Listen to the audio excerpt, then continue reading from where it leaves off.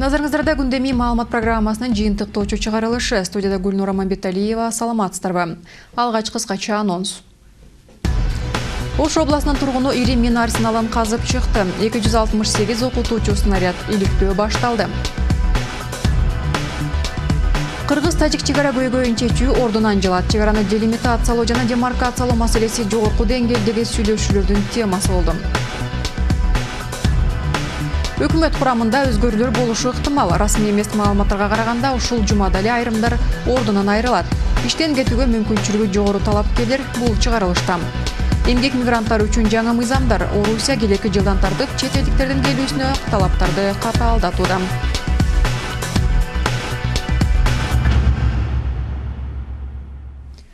Ош областынын Кара Суу районунда жеке турак үйдүн коросунан 200дөн ашуун мина табылды. Бактыга жараша табылган миналар согуштук эмес, окуп үйрөнүүчү даярдалганы аныкталды. Кененирээк Динара Касымованын материалында. Мухаммед Абжапаровдун коросунан чыккан жардыруучу заттарды алгач көргөндөгү чочулоосу дагы деле кетелек. Өз эле эмес үй бүлө мүчөлөрүнүн баары айран таң. 2 күн мурун Мончодон чыккан кир суу кете турган чуңкурча казып жатып, 4 метрге жеткенде кыналып тизилген белгисиз темир тезектер урунат. Анын мина экендигин дароо эле таанып, кошуналарына кабарлайт. Бия бир 5 метр кылып кальций таштайын деп каздым эле ушу. Мен казгандым жарым метр нарактан чыкты да. Биринчи күрөндө эле коркуп сезим болду. Бул кандай нерсе экен деп бир көрүп алып эле шарт эле кошунага бардым. Мындай нерселер чыкты. Мина десем ал кошунадагы коркуп эле анан шарт орган адамдарына звонок кылдык экөөбүз. Анын баары жөө келишти да. Коргоо министрлигинин саперлорунун жардамы менен табылган куралдар сыртка чыгарылып, үйдүн короосуна тизилди. Чирип четинен талкаланып сына баштаган танкага каршы миналар 20-30 жыл мурун көмүлгөнүн адистер болжолдошууда. Эң негизгиси согуштук эмес, аскерлер машыгып, үйрөнүү үчүн жасалганы экспертизанын жыйынтыгы көргөздү. Текшерүүнүн жыйынтыгында бул жерде бул миналар учебный болуп чыккан. Учебныйдын ичинде цементный раствор и белый ак полосасы бар. Булар эч кандай коркунуч келтирбейт. Айланасы курчоого алынган жардыргыч заттарды тартип сакчылары көзөмөлдөп, жергиликтүү тургундарга зыяны тийбей тургандыгын түшүндүрүүдө. Ошентсе да жашоочулар бир нерсе болуп кетпесе экен деп коркуп турушат. 203 жардыруучу зат бул бир үйдүн коросунан чыккандары гана. Мүмкүн жер астындагы жаткан жардыруучу заттардын эсеби мындан да көп болушу мүмкүн. Анткени Союз мезгилиндеги чегара аскерлеринин машыгуу таласы 24 гектардан ашуун жерди ээлегендигин айтышат. 97-жылдан тарта жеке турак үй үчүн бериле баштаган аймак Совет мезгилинде чегара кызматына таандык болгондугу белгилүү болду. Куралдар машыгуу үчүн жер алдындагы кампага жашырылышы ыктымалдыгын болжолдошууда. 2 күндүн ичинде бул жок кылынат. Коргоо министринин атайын чечим чыккандан кийин ошо Коргоо министрлигинин атайын окуу үйрөтүүчү полигонунда бул кечеге табылган миналар жок кылынат. Андан сырткары азыркы кезде Коргоо министрлиги тарабынан жалпы ошо Советтер Союзунун убагында жайгашкан ушундай складдар бар жерлер текшерүүгө алынды. Кылдат текшерүүгө алынып жатат. Бул боюнча дагы көптөгөн иш-чаралар жүргүзүлөт. Териштирүү органдары кандай жагдай болсо дагы жарылуучу заттарды жер астына жашырууга мүмкүн эмес болчу дешет. Бул боюнча териштирүү иштери жүрүүдө. Ошол эле убакта милиция кызматкерлери тургундарды кыраакы сак болууга чакырып, шектүү зат табылары менен тартип сакчыларына кабарлоону өтүнүшөт. Динара Касымова, Талай Шабанов, 5-канал. Кыргыз-тажик чегарасынын жарымы делимитацияланган, бирок калган бөлүгү көп жылдардан бери чечилбей келет. Президент Алмазбек Атамбаев Душанбеде өткөн Шконун саммитинин алкагында тажик кесиптеши менен жолугуп бул маселе талкууланды. Анда тараптар маселени чечүүнү эртелетүү керектигине токтолушту. Жогорку деңгээлдеги жолугушууну эске алганда чегара маселеси тез эле чечилип калышы мүмкүнбү? Самат Качканов жооп издеген. Душанбеде өткөн Шкунун саммитинен кийин эки өлкө башчынын жолугушуусу. Пресс алдында бири-бирине ыраазычылык, куттуктоолорун гана билдиришип, тараптар формалдуу сөздөр менен гана чектелишти. Ал эми орчундуу маселелерди жабык эшик артында сүйлөшүүнү туура көрүштү. Ваш визит Таджикистан. Сиздин Тажикстанга келген сапарыңыз саммиттен сырткары эки тараптуу бир топ маселелерди талкуулап алууга мүмкүндүк берет. Жана аларды чечүү жолдору аныктоо жеңил болот. Биз Кыргызстан менен стабилдүү жана бекем мамиледе болууга кызыктарбыз. Я думаю, Кыргызстан и Таджикистан Кыргызстан менен Тажикстан бекем ынтымакта жашашы керек. Бири-бирин жарым сөздөн түшүнүшү керек деп ойлойм. Жабык эшик артында алдын ала эле анык болгон чек ара маселеси ортого салынды. Белгилей кетүүчү нерсе 20 жылдан бери жогорку деңгээлдеги мындай жолугушуулар, сүйлөшүүлөр далай өткөн. Бирок ушул күнгө чейин майнап жок. Бул жолу эки өлкө президенттери сөздөн ишке өтүү керектигин белгилешип, тийиштүү органдарга тапшырманы катуу коюшкандыгы ачыкталды. Бул жерде эң эле орчундуу нерсе эки тараптын кызыкчылыгын көздөп, компромисс жолуна барыш деген нерсе да. Бул экөө бири-бирине карама каршы, бирок акыры жүрүп ошонун барабардыгын табыш керек дагы, ошол негизде чечиш керек. Башкача айтканда, делегациялар, алардын эксперттик топтору ушунун үстүндө аябай көп ойлонуп, түрлүү варианттарды бири-бирине сунуштап туруп чечиш керек. Маселени чечүүнүн ар кандай варианттары бар. Муну Тышкы иштер министри Эрлан Абдылдаев ачыктайт. Бирок тараптардан мунаса чечим жок. Тажик тарап өзүнө ыңгайлуусун сунуштаса, биз өзүбүздүкүн бергибиз келбейт. Азырынча кыргыз-тажик чек арасынын жарымы гана делимитацияланган. Вопросы по правовой основе. Чек араны делимитациялоонун укуктук маселеси абдан татаал. Тараптардын орток пикири жок болууда, бирок бир нече варианттар бар. Азыр каралып жатат. СССР таркагандан кийин КМШ өлкөлөрү чек ара маселелерин чечүүдө көбү колдонгон варианттарды биз көрсөттүк. Деген менен жалпыга маалым болбогон дагы бир жагдай бар. Кыргыз-тажик чек арасы илгери эле чечилген. Бир жолу эмес бир нече ирет чечимдер чыккан. Тилекке каршы алардын баары Союз доорундагы документтер. 1958-59 жылдары кандайдыр деңгээлде алгылыктуу чечимдер кабыл алынган.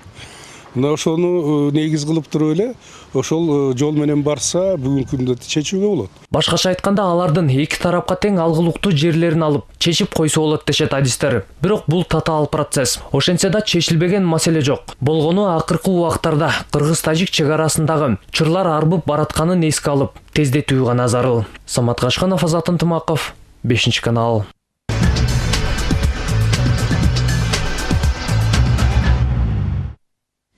Премьер-министр милициядан жерлерде жол тосуулардын алдын алууну талап кылды. Бул туурасында Жомарт Оторбаев укук коргоо органдарынын жана күч түзүмдөрүнүн жетекчилери менен болгон кеңешмеде билдирди.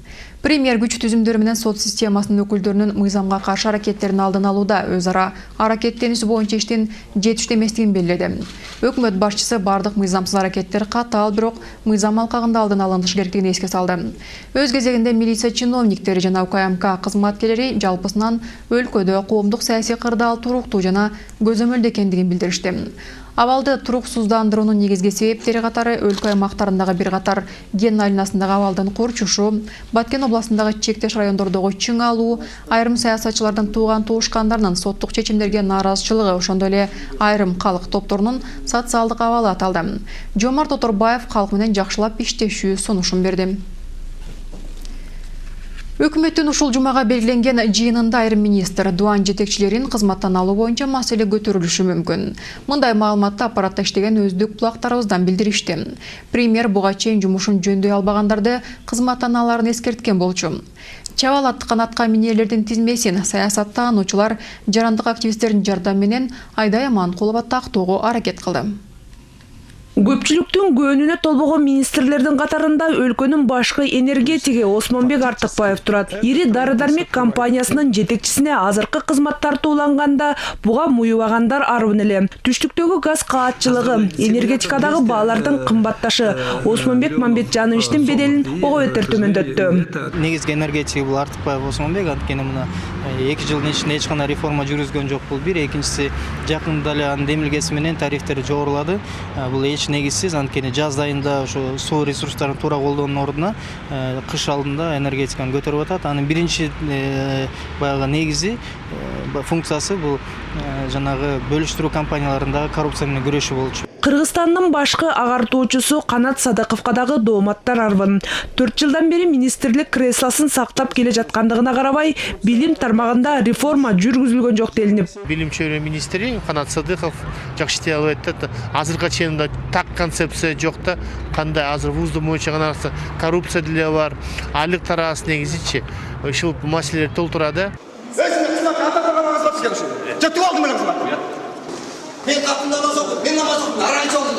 Бул болса бешмал намаз окуган ыңкылапчы министр Алиасбек Алыкулов өкмөттүн жыйынында агасындай кесиптеши Абдылда Суранчиевке опурулуп, элдин оозун ачырган жайы бар. Ага чейин эле чиновниктин куржуну сын пикирге толо болчу. Түгөй табыштыруудан башка министрликтин кылган иши жокпу деген өңүттү. Жеке инсан катары бизден мындай бир эч кандай каршылыгыбыз жок. Болгону өзү жетектеп келе жаткан министрлик 4 жылдан бери алгылыктуу тилекке каршы ишти алып бара албай жатат. Аны мисалы көздү ачпай эле көрсө болот да. Себеби дегенде миграция эмес, эмгек менен камсыз кылуу эмес, ошол эле жөнөкөй эле жаштар саясаты Кыргызстанда барбы деген суроону ошол эле жаштарга бере турган болсо, жаштар саясатын өздөрү билишпейт. Эң эле көп нааразычылык Маданият министри Камила Талиеванын дарегине жолдонуп келет. Баарына белгилүү болгондой, биринчи эле ага аталган чөйрөнүн адамдары каршы. Бул профессионалдуу адам эмес да, ушу чөйрө боюнчачы. Мына мурунку Султан Раев жакшы эле иштеп аткан негизи. Ошон үчүн ушу министр культура боюнча деле мындай нааразычылык бар да. Менин оюмча башка кадр керек да. Жарандык коом активисттердин пикиринде дуан башчыларынын ичинде дагы алмаштыруучулар бар. Алар Нарындын губернатору Аманбек Кайыпов мурдагы жетекчиге караганда алда канча чабал катары мүнөздөлүүдө. Баткендин губернатору Жеңиш Разаков ага чек ара маселелери тургай социалдык көйгөйлөрдү чечүүгө дармансыз деген баа коюлууда. Анан албетте көлдүкө. 3-чү губернатор бул Эмил Каптагаев, анткени мына 2014 жылдын баш айында бир жаңы долбоор көтөрүп чыккан. Ошо айылда ар бир айылда өзүнчө продукт, ар бир айылдын демилгеси деп, бирок ал долбоор ишке ашкан жок, эч кандай реформа жүргөн жок. Мына жакында эле катуу сынга алынды жана бак тараптарды кыюу боюнча. Өкмөттүн башкы сабында турган адамдарга деле пикир дурус эмес. Өзгөчө биринчи вице Таярбек Сарпашев көбүрөөк жемеге кабылып келет. Ошол эле биометриялык маалымат берүү өнөктүгү шыр иштеп кетпей жаткандыгы үчүн. Андыктан айрым министр, дуан жетекчилери ушул жумада боло турган өкмөттүн жыйынында креслоларынан айрылып калышы мүмкүн. Чабал атка минерлер менен коштошо турганын буга чейин премьер Жомарт Оторбаев эскерткен болчу. Айдай Аманкулова, Урмат Мамиталиев, 5 канал.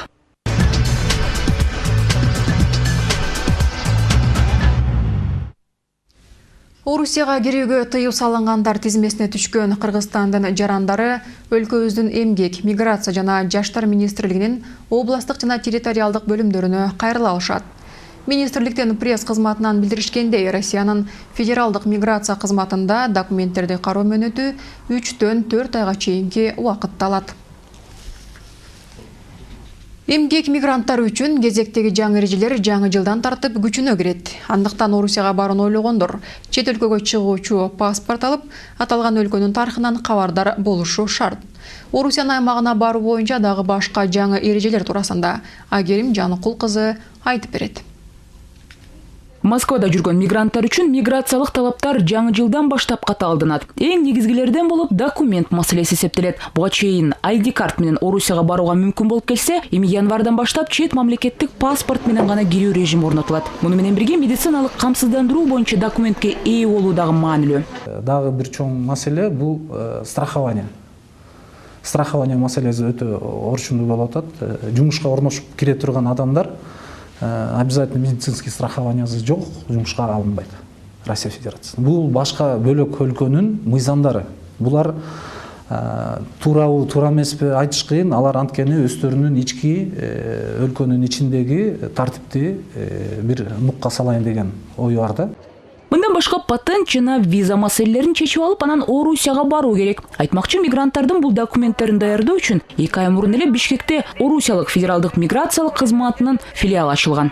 Азыркы кетип жаткан биздин мигранттарга жеңилдик берүү, ал мигранттарга ошол Россия Федерациясынын аймагына барып, өздөрүнүн баягы легализациялоо боюнча документтерди чогултуп атканына баягы көп тоскоолдуктардан алыс кылып, биз бул жерден өз уруксат бере турган патенттерин бүгүнкү күндө берип жатып атат. Буга чейин мигранттар ортомчулар аркылуу 30-40 миң рубльга чейин патент алып келсе, эми муну жаңы ачылган сервистин жардамы менен ала алат. Ал үчүн тийиштүү арыз жана $100 зарыл. Ал патентти алгандан кийин Россия Федерациясына барып, эмгектенгенге биздин мигранттар акысы бар болот. Бул патент 1 жылга берилет, 1 жыл ар кайсы жыл сайын өзүнчө патент алып турат. Мигранттарга болгон кийинки талап орус тили боюнча жана ал өлкөнүн тарыхына байланышкан тест тапшыруу маселеси. Аталган сынакты 300дөн ашуун тест түрлүү борборлорунда тапшырууга мүмкүн болор айтылат. Алардын басымдуу бөлүгү орусиялык жогорку окуу жайлардын базасында уюштурулат. Жыйынтыктары болсо атайын базада сакталат. Алган сертификаттар 5 жылга жарайт. Жумуш кылам дегендер, булар обязательно жана тест тапшырыш керек на знание русского языка.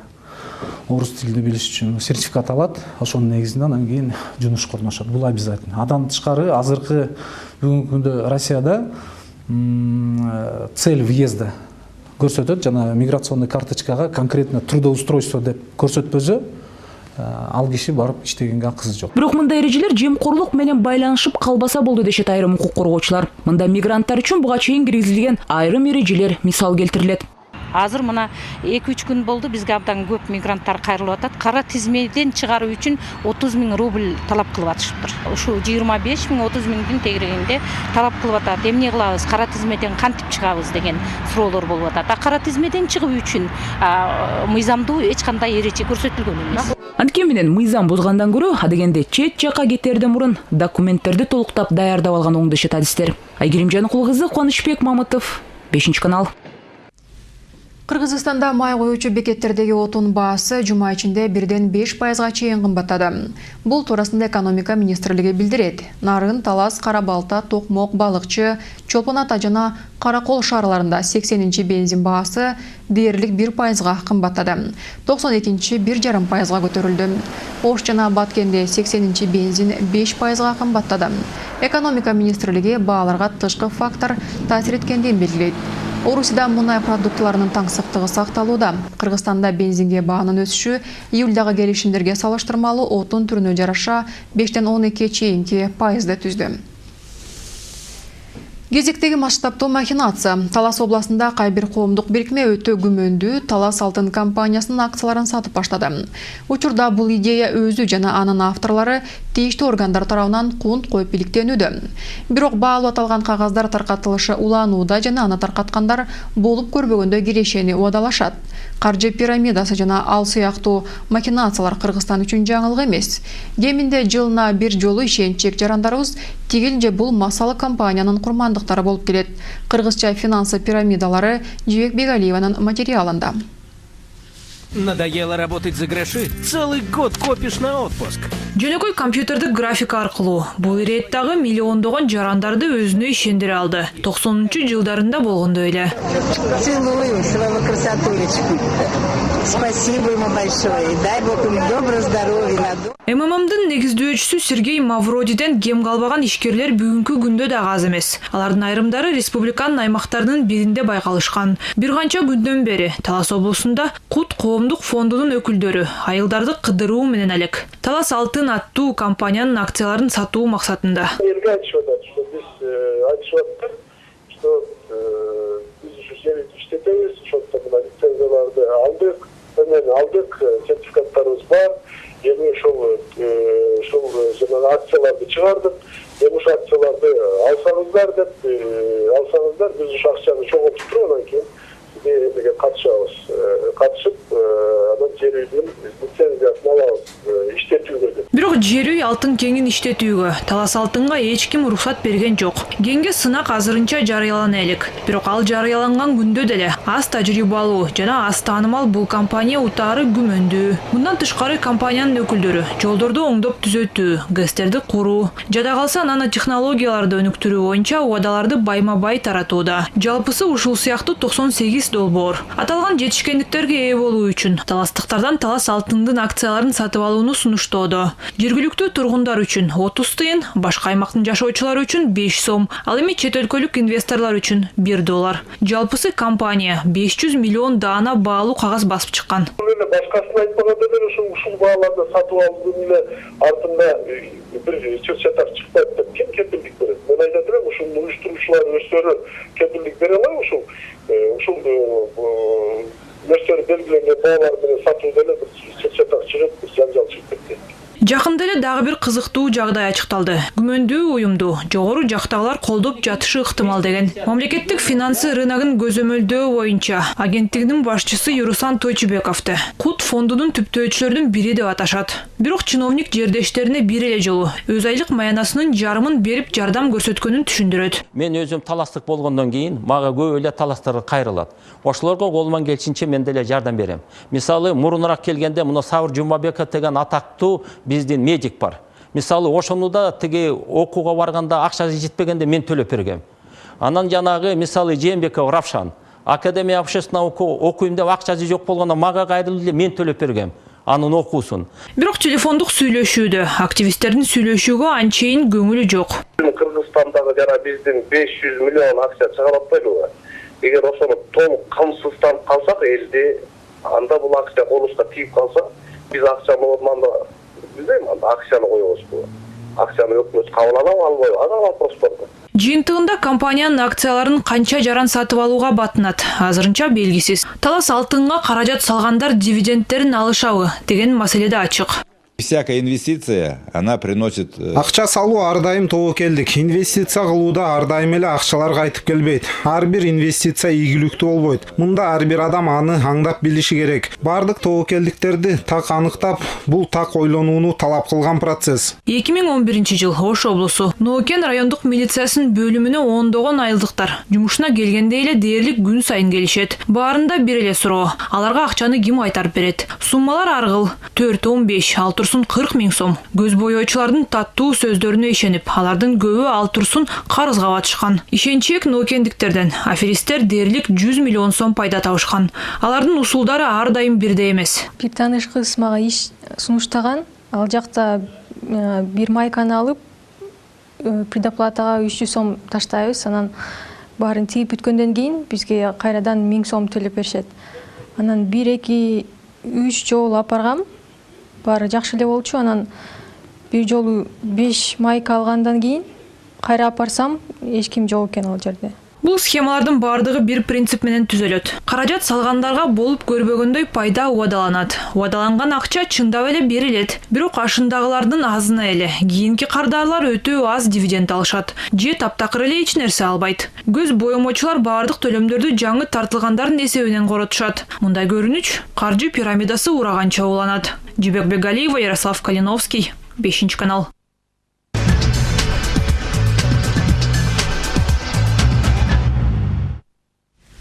Президент Алмазбек Атамбаев Улуттук олимпиада комитеттеринин ассоциациясынын президенти, Азия олимпиадалык кеңешинин президенти Шейх Ахмад Аль-Фахад Аль-Сабахты кабыл алды.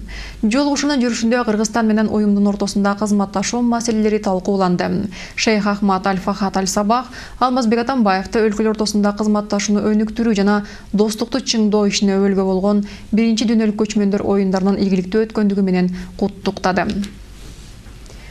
Көчмөндөрдүн дүйнөлүк оюндарынын алкагында өлкө үчүн жаңы идеологиялык багыт тандалды. Мындай пикирди жергиликтүү эксперттер карманат. Айтымдарында иш-чара аркылуу көчмөндөргө таандык унутулуп бара жаткан оюн-зоок, кийим-кечек жана тамак аштарынын ондогону кайрадан жанданды.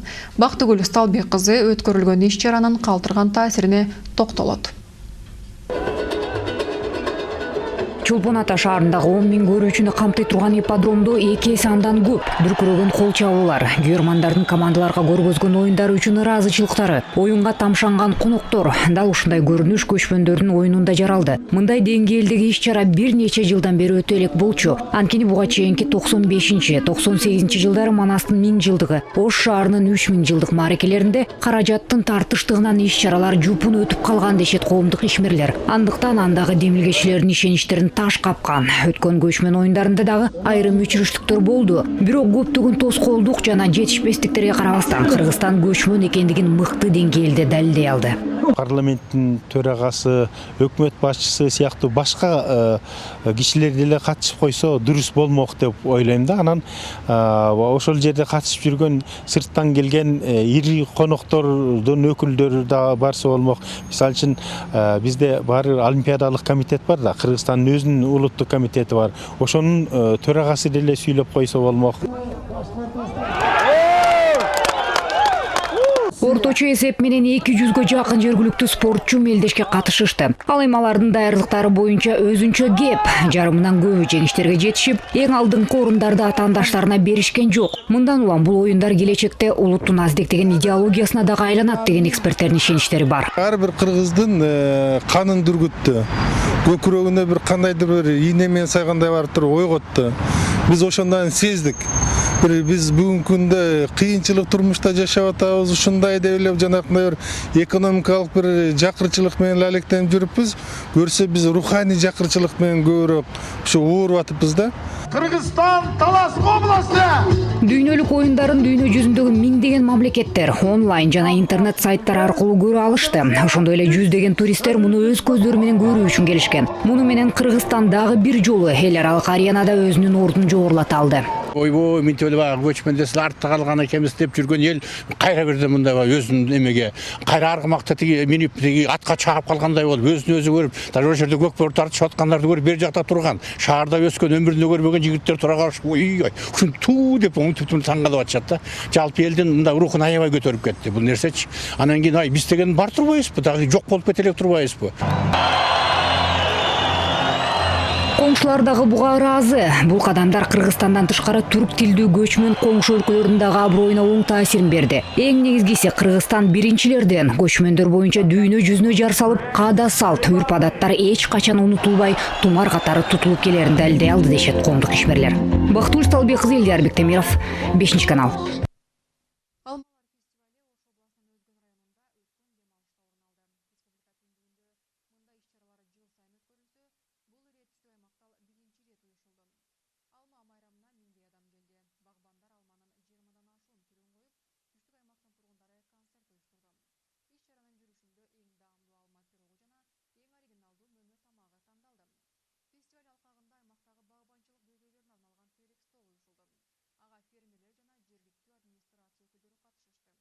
Уюштуруучулар белгилегендей, иш-чаранын негизги максаты кардарлар менен кайра иштетүүчүлөрдүн ортосундагы кызматташууну жолго коюу жана тажрыйба алмашууга жардам берүү. Апта мына ушундай жаңылыктар менен башталды. Мен сиздер менен эртеңки чейин коштошом. Кечиңиздер көңүлдүү улансын, саламатта калыңыздар. Витапрос чыныгы эркектер үчүн.